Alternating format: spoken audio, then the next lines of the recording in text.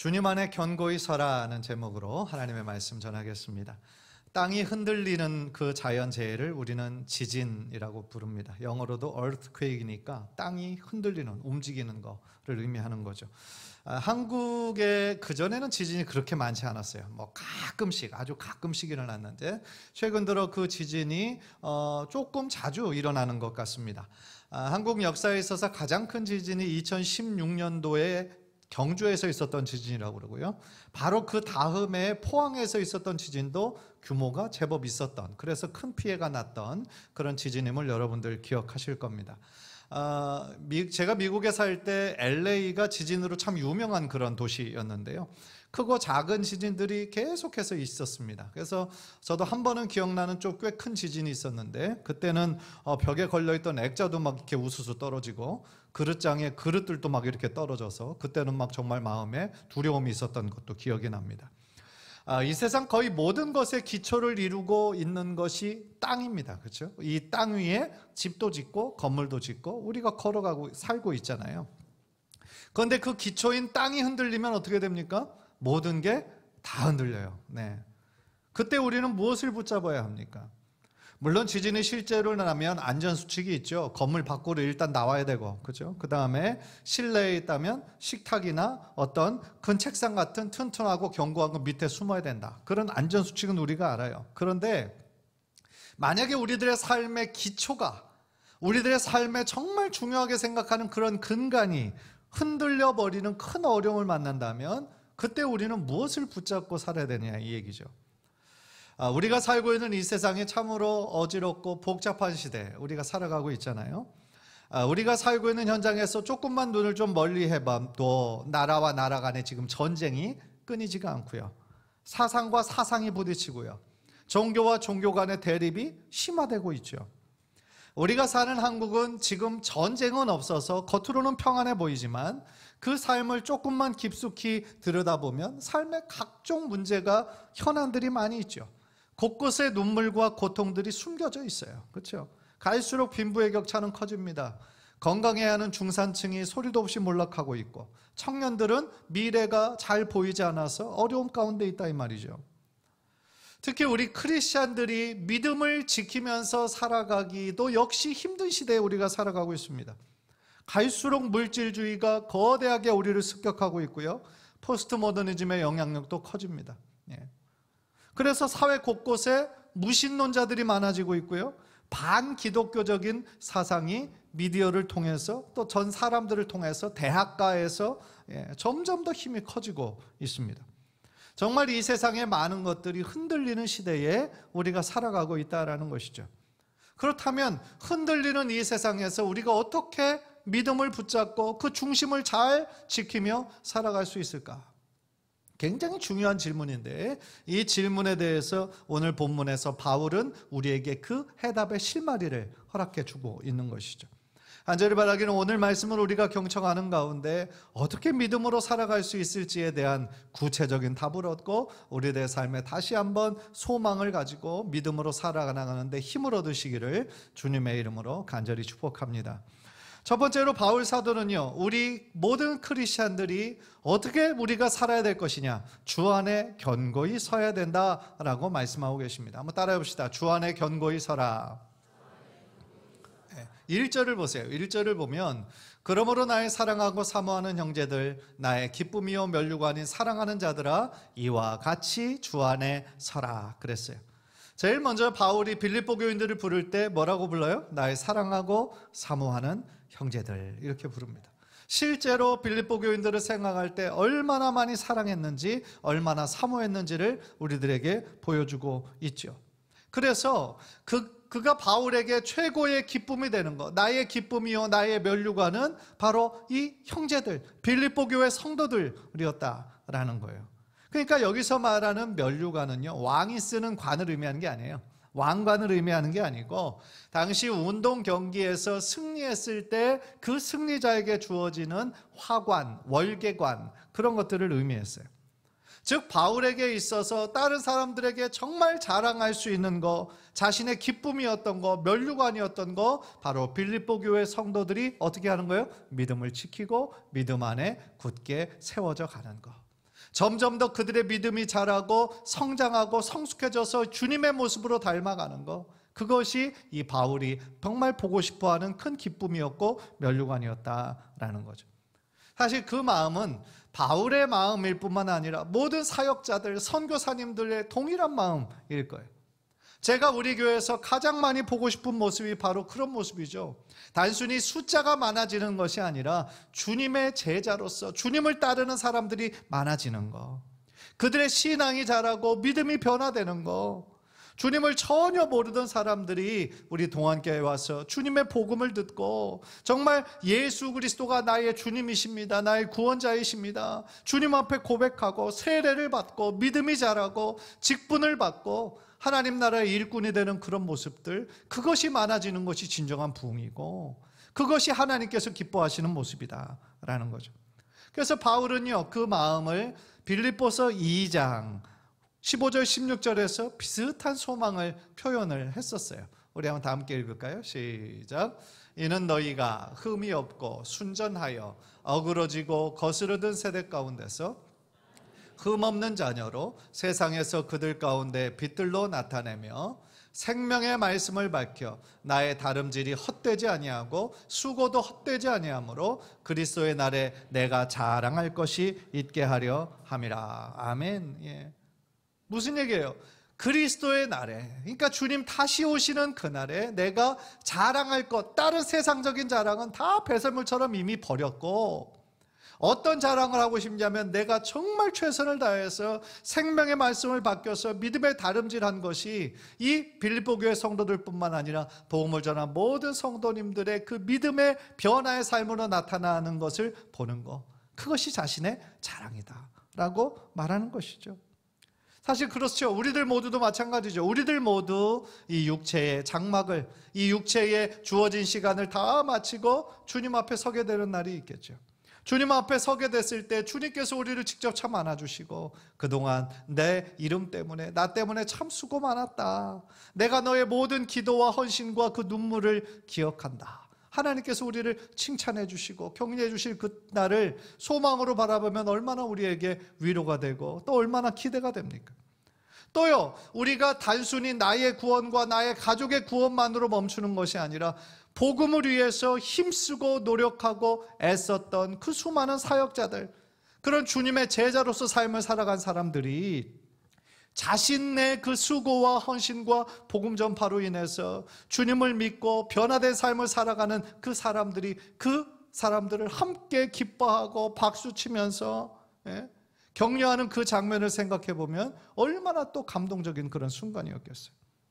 바울은 그래서요, 자신의 기쁨이고 면류관인 이 빌립보 교회 성도들에게 주님 안에서 굳게 서라, 이렇게 권면하고 있는 것이죠. 굳게 서라는 말씀이 이게 무슨 뜻일까요? 여기에 그 서다라는 말이 그 어떤 뜻인가 보니까, 원래 병사가 그 전쟁 중에 있을 때 적의 공격 중에 있다 할지라도 그 있어야 된 그 초소를 잘 굳게 서서 지키는 그런 모습에서 그 어원이 나왔어요. 그러니까 이 선다, 굳게 선다라는 것은 군사용어예요. 군사용어고, 이 단어들을 통하여서 지금 바울은 빌립보 교인들이 현재 좀 어려운 상황 가운데 있지만 믿음으로 그 자리를 잘 지켜야 된다, 이거를 지금 강조하고 있는 거죠. 지금 빌립보 교회가 당면하고 있는 어려움이 무엇이었을까요?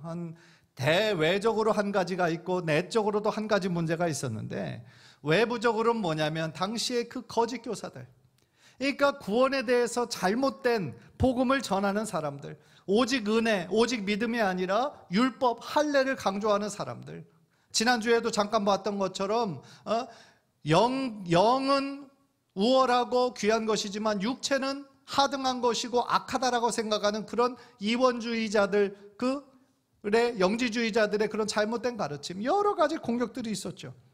그래서 그런 상황이었고, 또 내적으로는 어떤 상황이었냐면 교회 안에 유력한 여성 유오디아와 순두개가 서로 불화하고 싸우는 이런 갈등이 있었다라는 거죠. 따라서 굳게 서라고 한 말은 지금 대내외적으로 어려운 상황 가운데 있지만 네 믿음, 네 중심이 흔들리지 말고 굳게 잘 지키고 있어라, 그 말이었던 거죠. 어떤 악조건 속에서도 흔들리지 말아라, 그렇게 지금 강조하고 있는 거예요. 그것만이 지금 빌립보 교회가 당면한 여러 가지 어려움들을 극복할 수 있는 유일한 길이다라는 거죠. 그렇게 하기 위해서요, 우리가 반드시 기억해야 되는 것이 있어요. 그게 뭐냐면 우리가 어디에 서 있어야 된다고요? 주님 안에, 예수님 안에 서 있어야 된다는 거죠. 다시 말하면 우리가 언제나 굳건히 서 있어야 하는 자리는 바로 그리스도 안이다라는 거예요. 주 안에라는 말이 얼마나 귀중한 말인지요. 바울 서신에서는 곳곳에 주 안에, 그리스도 안에 얼마나 많이 반복해 쓰고 있는지 몰라요. 사실은 우리는 주님 안에서 부르심을 얻었고 구원을 얻었죠. 그리스도 안에서 새로운 생명을 얻었죠. 또한 그리스도 안에서 다시 부활하게 될 것을 우리는 믿음으로 고백하고 있는 것이죠. 따라서 우리 모든 성도님들은 언제나 어떤 상황 속에서도 예수 그리스도 안에 거하는 삶을 사시기를 주님의 이름으로 간절히 축복합니다. 그 말은요, 적용하면 우리가 예수 밖에 있어서는 안 된다는 얘기겠죠. 예수 밖에 있는 건 뭐여야 되겠어요? 우리 크리스찬들이 있어서는 안 될 자리, 그런 장소에 있으면 안 된다는 거죠. 크리스찬들이 우리들의 믿음에 어울리지 않는 어떤 자리나 장소나 있거나 우리가 반드시 서 있어야 할 그 믿음의 자리를 자꾸 잃어버리는 사람들은 결국 실족하게 될 수도 있다라는 것이죠. 간절히 바라기는 어떤 상황 속에서도 이 믿음을 잡는 거, 그리고 예수 안에 굳게 서는 거, 힘들 때가 많이 있죠. 사회생활하면서, 직장생활하면서 힘들 때가 많이 있죠. 그러나 우리가 그 믿음 생활을 잘 지키고 행할 때에 언젠가 우리 주님 다시 오실 때 네가 참 잘하고 잘했다, 착하고 충성된 종아, 그렇게 칭찬할 것을 믿음으로 우리가 바라보면서 주님 안에서 언제나 우리에게 주어진 그 믿음의 자리를 끝까지 견고하게 잘 지켜나가는 우리 성도님들 모두 되시기를 주님의 이름으로 간절히 축원합니다. 두 번째로 바울은요, 첫 번째로 주 안에 굳게 서라고 했다면 두 번째로는 주 안에서 같은 마음을 품을 것을 말씀하고 계세요. 한번 따라해 봅시다. 주 안에서 같은 마음을 품으라. 네. 그러니까 주님 안에 서라라고 했던 말을 그럼 어떻게 서야 됩니까? 어떤 것이 서는 것입니까? 라고 얘기했을 때 주님 안에서 같은 마음을 품는 것이다 라고 우리가 좀 실천적으로 이해할 수 있겠죠. 그것은 바로 믿음의 형제들 간의 아름다운 조화를 이루며 살아가야 된다, 하나됨의 일치를 꼭 지켜야 된다라는 것을 말씀하고 있는 거예요. 2절을 보세요. 2절. 내가 유오디아를 권하고 순두개를 권하노니 주 안에서 같은 마음을 품으라 그랬어요. 이 말씀에 지금 두 여성의 이름이 나옵니다. 유오디아, 순두개라는 여성이에요. 이 둘은요, 빌립보 교회 안에 상당히 좀 힘이 있는 유력한 자리에 있었던 것 같아요. 사실 빌립보 교회는 당시에 다른 교회하고는 약간 좀 달랐거든요. 왜 달랐냐? 처음 전도의 시작이 바로 자주장사 루디아를 바울이 전도함으로 시작된 교회예요. 그러니까 개척교회 멤버가 루디아 여성이었던 것이죠. 그래서요, 이 빌립보 교회는 계속하여 여성들의 그 위치가 그 교회 안에서 다른 교회들보다 상대적으로 굉장히 높은 자리에 있었다라는 거죠. 그래서 그 얘기는 빌립보 교회 내에 아주 열심으로 활동하는 일꾼들이 바로 이 두 여성이었다라는 거예요.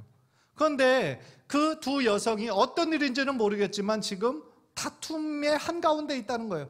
그러니까 지금 주 안에서 같은 마음을 품으라라고 얘기하는 것은 지금 어떤 갈등 상황 가운데 있다라는 것을 전제하는 그런 말인 거죠.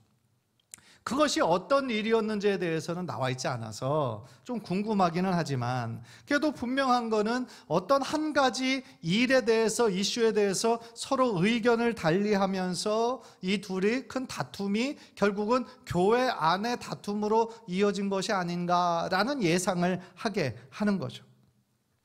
사실 너무나 다양한 사람들이 사는 사회에서 한 마음을 품는 거, 이건 참 불가능하죠. 불가능해요. 어떤 사건, 어떤 일에 대해서 우리는 다르게 생각하고 다르게 접근합니다. 자연스러운 거죠. 왜냐하면 너무나 다 다르니까. 그러나 우리가 기억해야 될 거, 나와 뜻이 다르다고 해서, 나와 다르게 그 문제에 접근한다고 해서 그것이 반드시 틀린 것은 아니다. 우리가 너무 수없이 많이 들었잖아요. 다른 것은 틀린 것이 아니다라는 거죠. 나와 생각이 다르다고 해서 나를 적대하는 거 아니다라는 것을 우리는 기억할 필요가 있어요. 생각해 보세요. 내가 내 생각이 옳고 내 경험이 옳다라고 우리가 스스로 생각하지만 그것이 절대적이라고 말할 수 있습니까? 그렇지 않잖아요. 내가 가지고 있는 지식도 한계가 있고 내가 가진 체험과 경험도 한계가 있는 것이죠. 따라서 우리가 다 유한하고 다 실수가 있고 약점이 있는 사람들이라는 것을 우리가 인정해야 될 필요가 있고, 특별히 우리는 그리스도 안에서 정말 한 형제요 한 자매가 되었잖아요. 그리스도 안에서 한 가족이 된 사람들이잖아요. 따라서 주님의 몸을 우리가 세우고 하나 되는 데 있어서 자신의 뜻과 자신의 경험을 앞세우는 것이 능사가 아니라 다른 사람들의 의견에 귀를 기울이고 어떤 것이 먼저 하나님의 영광을 위한 일인지, 교회의 유익을 위한 것인지, 어떤 것이 더 본질적인 것인지 늘 우리는 기도하면서 분별해야 된다라는 거죠. 안타까운 거는요, 많은 사람들이 다 자기중심적이잖아요. 그렇기 때문에 자신의 실수는 관대하면서도 다른 사람들의 실수에는 굉장히 막 격하게 반응하는 사람들이 있어요. 그런데 우리가 그리스도의 은혜를 경험한 사람들이라면 반대의 입장이 돼야죠. 왜냐하면 우리는 누구나 실수하잖아요. 따라서 상대방의 실수에는 아유 그럴 수 있어 라고 우리가 좀 덮어주고, 그렇게 서로 하나가 되는 일에 우리가 힘을 쓸 때에 상대방도 자신이 실수한 걸 알고 깨닫고 이제 다음번에는 이렇게 하지 않아야 되겠다, 더 조심하게 될 거겠죠. 제가 미국에서 사는 동안 참 이민교회의 현실들을 참 많이 봤습니다. 어떤 사람들은 미국의 이제 한인교회가 한인들의 숫자에 비해서 좀 많은 것들을 보고 이제 얘기를 해주는 것이 있어요. 그전에는 한 교회에 있던 사람들이 싸우고 갈라져서 그 주변에 교회를 세워서 이렇게 교회가 한인들의 숫자에 비해서 많다라는 거예요. 그러니까 참 아픈 상처를 꼬집는 이야기죠. 실제로 제가 아주 잘 아는 목사님 한 분은 어른들 300명까지 굉장히 건실하고 큰 교회를 이루었던 분이 계셨어요. 뭐 미국에 300명이면 한국에는 1000명 이상의 큰 교회인 거죠. 그런데 문제는 이 장로님들의 불화로 교회가 좀 어려워졌어요. 오늘 본문에 나오는 유오디아와 순두계처럼 이 두 분의 장로님이 다 굉장히 활동적이고 아주 유력하신 분이었는데 어떤 이슈에 대해서 서로 의견을 달리했죠. 그래서 그것으로 인해 분쟁이 생겼어요.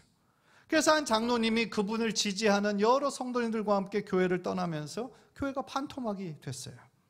그런데 남아있던 장로님마저 또 어떤 다른 일 때문에 분쟁이 일어나서 또 교회를 막 그 다른 사람들하고 떠나게 돼서 교회가 20명 밑으로 존재하는 것조차 너무 힘들어지게 된 경우를 봤어요. 참 가슴 아픈 이야기인 거죠. 사랑하는 성도 여러분, 교회가 하나 되고 한 마음이 되기 위해서 가장 중요한 거는요, 우리들 모두가 절대로 주님 안에 있어야 된다라는 거죠. 그래서 바울은요, 유오디아와 순두계 안에서 주님 안에서 같은 마음을 품어라 라고 권면하는 거죠. 주 안에서 품어야 될 마음은 결국 누구의 마음이겠어요? 예수님의 마음이죠. 예수님의 마음이에요.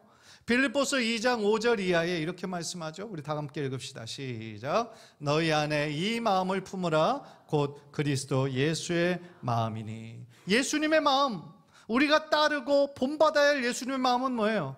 결국 주님의 온유와 주님의 겸손, 내 마음이죠.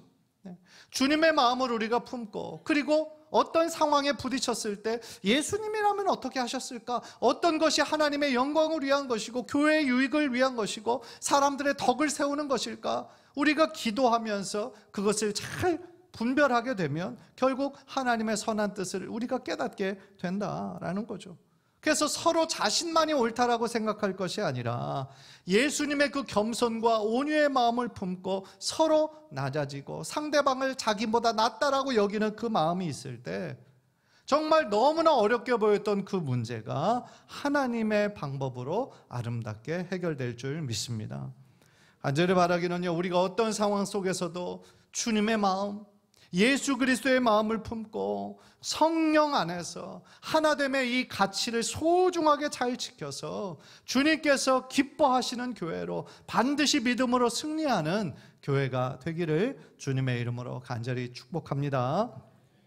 그리고 마지막으로요, 또 실천적인 권면을 바울이 하고 있어요.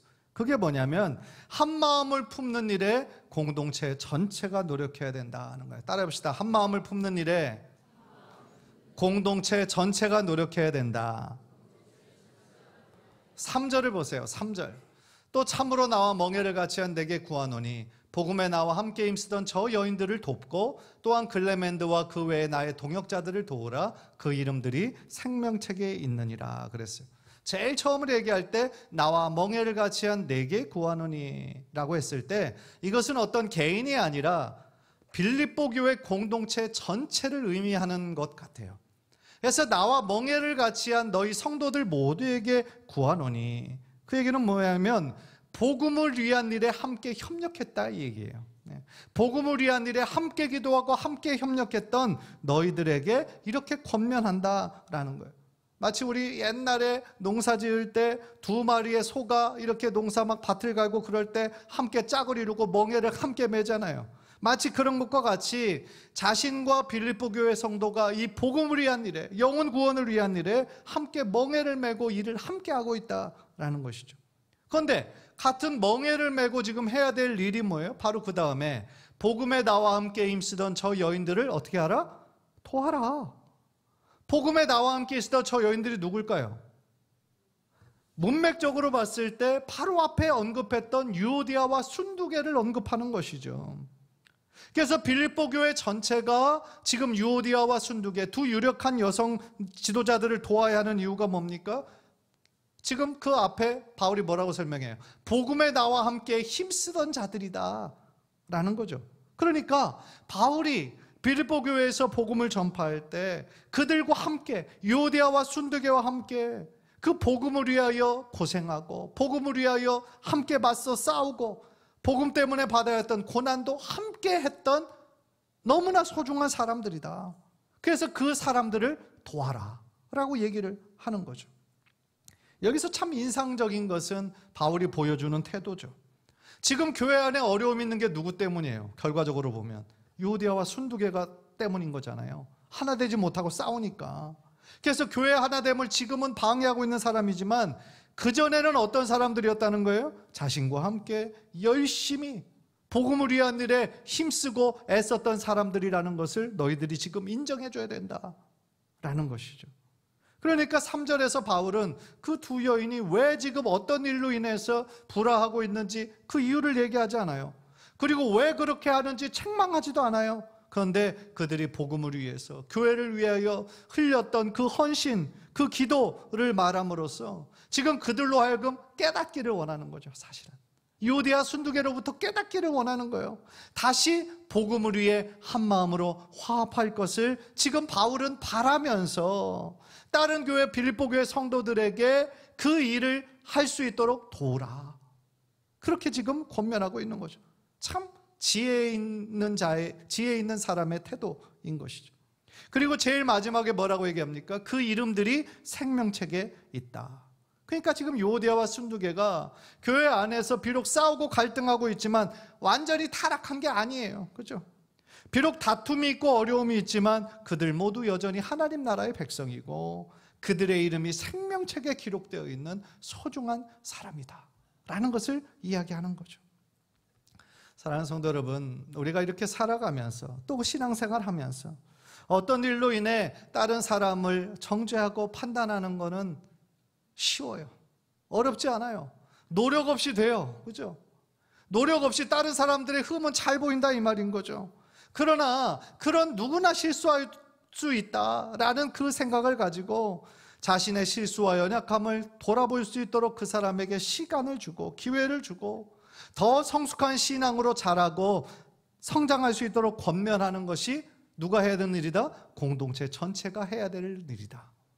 믿음 안에 먼저 된 자들이 있잖아요. 그렇죠? 우리 장로님, 권사님들, 안수 집사님들 신앙생활 30년, 40년 2대, 3대로 하신 분들 계시잖아요. 믿음에 먼저 된 자들과 이제 갓 예수 믿어서 신앙생활 하는 분들하고 어떻게 동일선상에서 비교할 수 있겠어요? 여러 가지로 연약하고 여러 가지로 생각하는 것이 여전히 세상적이고 그런 분들이 얼마나 많이 있어요. 그런데 그분들이 성장할 수 있도록 변화할 수 있도록 어떻게 해야 돼요? 믿음에 먼저 된 자들은 기다려주고 기도해주고 조금 잘하는 거 세워주고 칭찬해주고, 그렇게 할 때에 주님의 몸을 이루는 이 교회가 더욱더 아름답게 세워지고 성장하게 될 줄 믿습니다. 여러분, 한 가족이라는 건 뭐예요? 기쁜 순간만 나누는 것이 가족입니까? 그러지 않잖아요. 우리 가족 사이에 얼마나 슬픈 이야기들도 많고 안타까운 일들도 얼마나 많습니까? 서로의 짐들을 나누는 게 가족이잖아요. 서로의 문제들로 인해서 함께 걱정해주고 그 짐을 나누는 것이 그게 가족이라는 거죠. 영적인 한 가족도 마찬가지라는 겁니다. 우리 모두의 이름이 생명책에 기록되어 있다는 건 뭐예요? 우리 모두 하나님의 자녀일 뿐만 아니라 또한 하나님의 백성이고 그리스도 안에서 한 가족이다 라는 것이죠. 그래서 제가 아까 제일 처음에 인사할 때 함께 해주셔서 감사합니다. 그죠? 함께 한 가족이 되어주셔서 감사합니다. 이 믿음의 길을 혼자 가려고 했을 땐 참 어렵고 외롭고 힘들었겠는데 이 믿음의 길을 함께 가는 동역자가 있어서 당신으로 인해서 내가 힘을 얻고 다시 함께 걸어갈 수 있습니다. 그런 고마운 분들이다 라는 거죠. 사랑하는 성도 여러분, 오늘 말씀을 통해서 우리 각자가 어떻게 이 믿음을 지키며 살아가야 되는지 일단 배웠죠. 주님 안에 굳게 서고 주님 안에 한 마음을 품는 것. 또 우리가 공동체로서 해야 하는 일도 우리가 배웠어요. 그죠? 믿음에 먼저 된 자로서 다른 사람들을 위해 기도해주는 그런 일인 것이죠.